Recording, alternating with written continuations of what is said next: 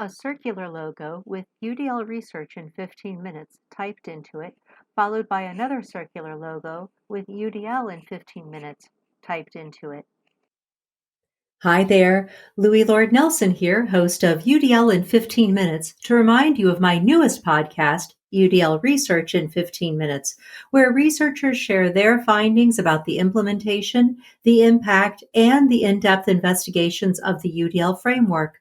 The first episode will air on July 29, 2020, and I'm excited to announce that it is with David Rose, co-founder of CAST and the original UDL Rockstar.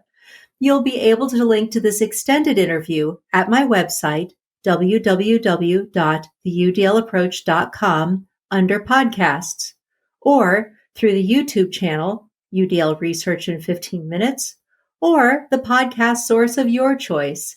But for now, here's UDL in 15 minutes.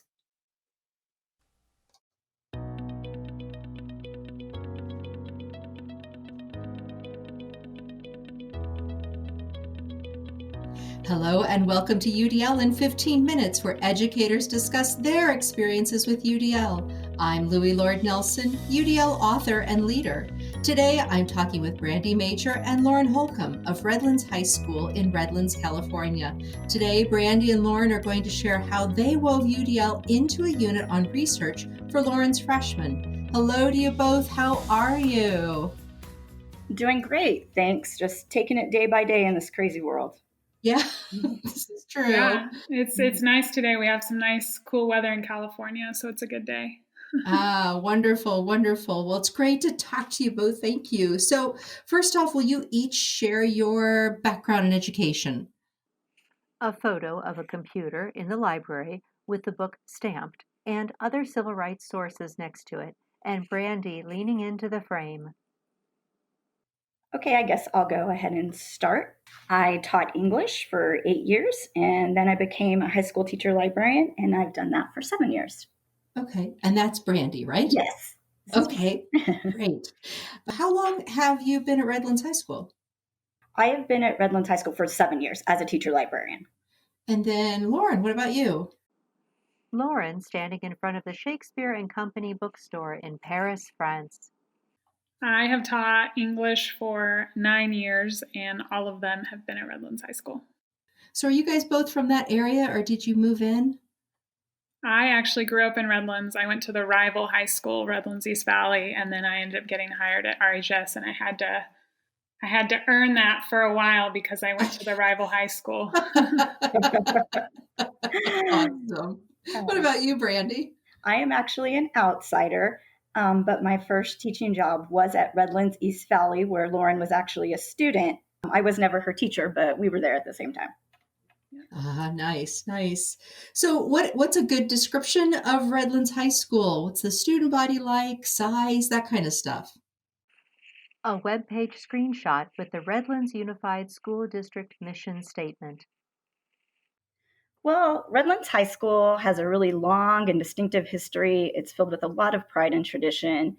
It was founded in 1891 and is the oldest public high school in the state of California, still functioning on its original site.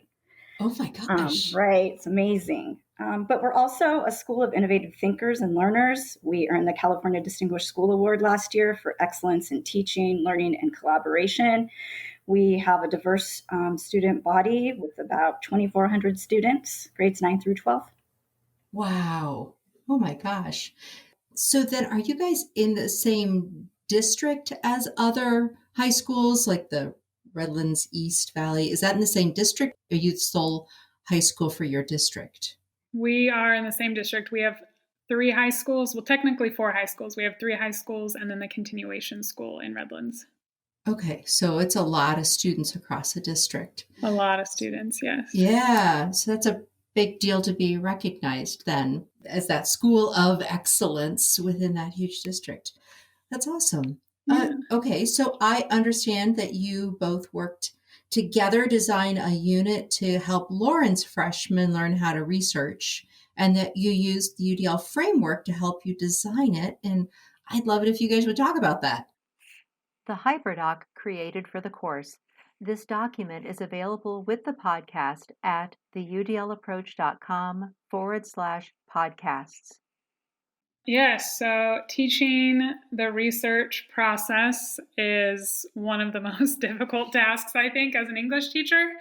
It just consists of so many things. It consists of finding good research, finding good facts, incorporating MLA format, and then also teaching them how to organize all of that and put it into writing. And so Brandy and I were at a Google cohort training where we learned about hyperdocs, and I looked at her and I said, we need to do this for the research paper. And then Brandy is probably the best librarian out there. She just took it and ran with it, and she did so much on this hyperdoc to help my students. It's amazing. Nice. So then, either one of you, but as you guys were talking about the Google cohort training and this hyperdoc idea, when did UDL come into your conversation? Was it an immediate, oh, wow, this really aligns and we can use the framework with what we're doing? How did that come about? I think the hyperdoc just naturally lent itself to UDL, which worked very well with Lauren's students because they're very diverse. Did you want to speak about your students a little bit, Lauren?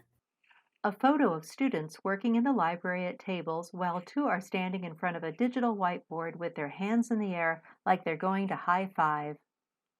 Yes, so I have about 35 students in a class, and it's a huge mix of students. I have English language learners. I usually have at least 4 to 5. I have several students on IEPs and 504s who have different learning needs. And then I also have students who maybe should have taken honors, but chose to take regular English, who need that challenge a little bit. And so I was looking for a way when there's 2 of us, 2 adults and 35 students who are all going to move at a different pace to make that work a little bit better while we're in the library doing our research. And so each of those students could kind of work at their own pace, but still be successful.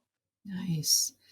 So talk about how you guys set that hyperdoc up to do exactly what you just said, to help them know what direction they needed to go, but give them that flexibility to pace as they needed to. A screenshot of the Discovery video player with tabs for details, segments, the transcript, and classroom materials. From the very beginning, since the hyperdoc is set up like a game board, they can move from square to square. And from that very first square, we went ahead and put in the topics. And what I did was I looked for resources that would help them with those topics. So the first thing that I found was we have something called Discovery Education, and it has really short videos and clips. And so Lauren selected different topics on civil rights for the students to research. And I went ahead and included those little video links, which they could click on and they could watch them. They're super short. They can rewind them if they needed to. They have closed captioning. So immediately they're invested. If they need to rewind, they can go back on their own. If they're ready to jump ahead, they can move on to the next one. Again, giving them that flexibility. And it was nice with those videos, they could then choose a topic that they would be interested in instead of me just assigning them a topic. And then we also threw in a 5th option. If they had received a B or higher on their last essay, they were allowed to pick a topic of their own as long as they got it approved by me and it fit into the civil rights era that we were focusing on. Did you find that you had a higher level of student engagement with the process? Do you feel like you got better products? What were the outcomes of this? The outcome was definitely better than I'm used to. We did the hyperdoc. This is the 2nd year we've done it. And just the change from the years before the hyperdoc to the first year to the hyperdoc to what we made a few changes to the 2nd year of the hyperdoc has progressively gotten so much better, not just for us, but for the students, because they had so many resources they could work on at home. If they were lost, if they were absent, they had all the tools they needed to catch up if they had to wait on us to help them. A screenshot of the Destiny Library catalog showing multiple thumbnails of web pages, books, and digital content. Nice. Now, I love the fact that it's using this idea of the hyperdoc and that there are pieces and parts to it. But then we also know that that's just something, a structure within the learning environment. So, like you were just talking about, essentially sustaining effort and persistence, that students knew that they could keep themselves working even if they had a question, they could loop back to it, but they would still move forward. So, even though the materials are there and that hyperdoc is a great tool and strategy, what other things do you feel like you've done in your learning environment that are supporting your students in something like sustaining effort and persistence and that self-regulation piece where they are setting their own goals and moving toward things? A screenshot of the Britannica search engine with the article reading level buttons circled. I think one in the resources that we chose for them, again, we started with the Discovery Ed. And in addition to that, I used our California State K through 12 online content databases. And they're super accurate and reliable resources that provide a massive amount of digital information, including newspaper articles, scholarly journals, magazines, books. So it's giving students all of this information, which oftentimes when they do research is very overwhelming because they can't tell the difference yet between what's quality and what's not. So allowing them to see quality sources and understanding what they look like was very helpful to them. And in addition to that, when they actually click, like one of the resources was Britannica. When they get to Britannica, they can actually self-select their reading level and break it up, and no one else has to know. So again, we're talking about them being able to change that on their own. Students sitting in chairs and on the floor working in small groups. And again, it just gives them that sense of being able to accomplish something at their own pace and at their own level. Physically, at the time that Lauren was with us in the library, our library was set up so that they were sitting so they couldn't move, but now we're changing that. We're setting things up differently where students will be able to move to be more comfortable, to be in an atmosphere where they feel they can be most productive and make those positive choices for doing that. A screenshot of the ProQuest search engine and the listen button emphasized with an arrow. In addition to that, we also have the ProQuest library database in which students, when they're looking at the articles, and some of them are scholarly journals and they can often be difficult for students, they have an option to click listen and they can listen along as they are reading. And again, for us to set up the library in a way where they can actually be comfortable listening to that. So maybe not a traditional desk and chair as we normally do. We're trying to switch that up for them and give them the space to make those choices where they can learn in the best environment possible. What I adore that I'm hearing is that you guys not only are using and thinking about the UDL framework in your design for your learners, that it's also becoming a point of reflection for you, and you're opening up opportunities to the students because now you're starting to feel more comfortable. You guys are, it's like you're all growing together. So from this outside perspective, it's really beautiful to see and hear about. Do you sense that? Have you felt that yourselves? Have you reflected on that? The UDL Guidelines graphic organizer with the principles, guidelines, checkpoints, and expert learner descriptions.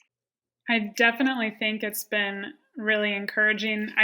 When we sat in this Google cohort training, just the ability to have a tool that was going to be able to make the research process easier for my students and for the two of us in the library trying to help 35 students at once. We were really excited about it. And it's nice to work together because we get extra excited about new things we find that we can add to this to make it easier. It's just really nice to see students more confident in the library. Yeah. I think the other part of this that just was flowing into my brain that goes back to what I was just saying is that we know that tools that lend themselves to the framework, that allow for the flexibility, allow for the choice, allow for access, and help build rigor and help the students reach the goal, that those are fabulous things to have. But a tool in and of itself does not replace the environment that's created by the lead instructors. So you guys had to create this environment, and I'm hearing you talk about how you've expanded it not only with the seating and being able to sit where they're most comfortable, but then it also sounds like you're doing a lot of active promotion of these choices to the students, because if they aren't used to the fact that they can listen to an article, that maybe they wouldn't choose it because they would think, oh, that's the easy way out. So did you have additional conversations with students? Did you need to encourage them to use these pieces of choice? Lauren, in Paris, France, wearing a winter coat and a stocking cap, posing in front of a wall with life-size graffiti. Definitely. And one of the great things too about working with Lauren is she's not afraid to try new things. She's not afraid to go there. And that is definitely a model for her students, saying it's okay. We're going to try things. We may fail, but we can try again. And it's such a great role model for them. So when they see us, we might be a little nervous at the beginning trying something new and saying, hey, we're going to move around for this, but letting them see that that's okay. Letting them know that it's not the easy way out to listen to the article. It's adapting to you so you can be the best that you can possibly be. And all of us have these unique qualities, and all of us have different ways in which we can best share our voice. And to be able to promote that and model that is something that I really see in Lauren and her teaching. And that's what makes it so great to collaborate with her and her students, showing them that their voice is just as important. We are all teachers and students together in this. A headshot photo of Brandy Major, who has long dark hair and is wearing glasses and a white striped shirt. Oh, that's You're awesome. so sweet, Brandy. Well, it's clear you guys have an incredibly wonderful collaborative relationship, and I'm so appreciative that you were willing to take some time on a beautiful day in California to talk with me for the UDL in 15 minutes. Thank you so, so much. And I know people are going to be really interested to see the related resources that'll be in the YouTube photo montage along with this podcast. So thank you so, so much. Thank you. Yeah, thank you. You're welcome. Video captures of the UDLapproach.com, followed by a logo with UDL in 15 minutes within a circle. So for those listening to this podcast, you can find supplemental materials like an image montage with closed captioning, that montage with audio descriptions, a transcript, and an associated blog at my website, www.theudlapproach.com/media. And finally, if you have a story to share about UDL implementation for UDL in 15 minutes, contact me through the UDLapproach.com. And thanks to everyone for your work in revolutionizing education through UDL and making it our goal to develop expert learners.